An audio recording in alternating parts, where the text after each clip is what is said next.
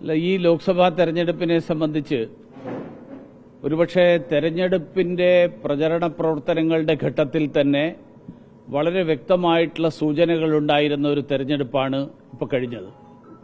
ദേശീയ തലത്തിൽ പ്രധാനമന്ത്രി നരേന്ദ്രമോദിജിയുടെ കഴിഞ്ഞ 10 വർഷക്കാലത്തെ ഭരണത്തിന്റെ വിലയിരുത്തൽ എന്നുള്ള നിലയിൽ ജനങ്ങൾ നരേന്ദ്രമോദി സർക്കാരിന് അനുകൂലമായിട്ടുള്ള വിധിയെഴുത്ത് നടത്തിക്കൊണ്ട് നരേന്ദ്രമോദിക്ക് ഒരു 3ാം ഊഴം ഇന്ത്യയുടെ പ്രധാനമന്ത്രി പദത്തിൽ നൽകും എന്നുള്ള വളരെ വ്യക്തമായിട്ടുള്ള സൂചനകൾ തെരഞ്ഞെടുപ്പ് പ്രചരണത്തിന്റെ ഘട്ടത്തിൽ തന്നെ നമുക്കെല്ലാവർക്കും ലഭിച്ചിരുന്നതാണ്.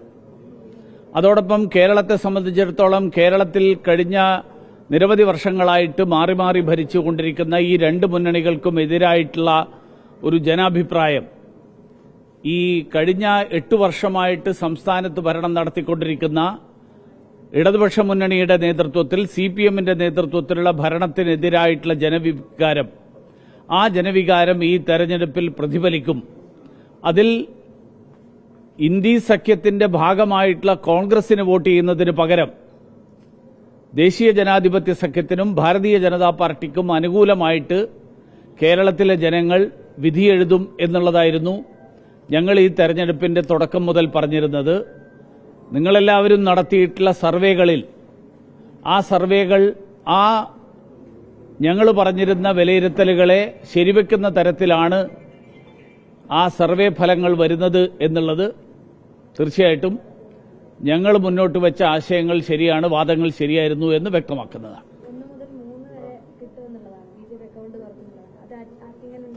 അതൊക്കെ 4-ാം തീയതി വരട്ടെ. കാരണം നിങ്ങൾ സർവേ നടത്തിയതിന്റെ ഫലത്തിനെക്കുറിച്ച് എന്നോട് അഭിപ്രായം ചോദിക്കുമ്പോൾ അത് നിങ്ങൾ തീരുമാനിച്ച സർവേക്കാരുടെ കുറിച്ചുള്ള വിലയിരുത്തലാണ്.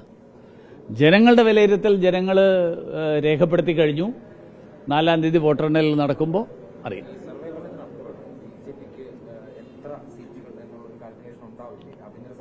അല്ല, ഉണ്ട്, അതൊക്കെ ഉണ്ട്. അതൊക്കെ ഇന്നിപ്പോ അത് പുതുതായിട്ട് പ്രഖ്യാപിക്കേണ്ട കാര്യമില്ലല്ലോ. 4-ാം തീയതി വരെ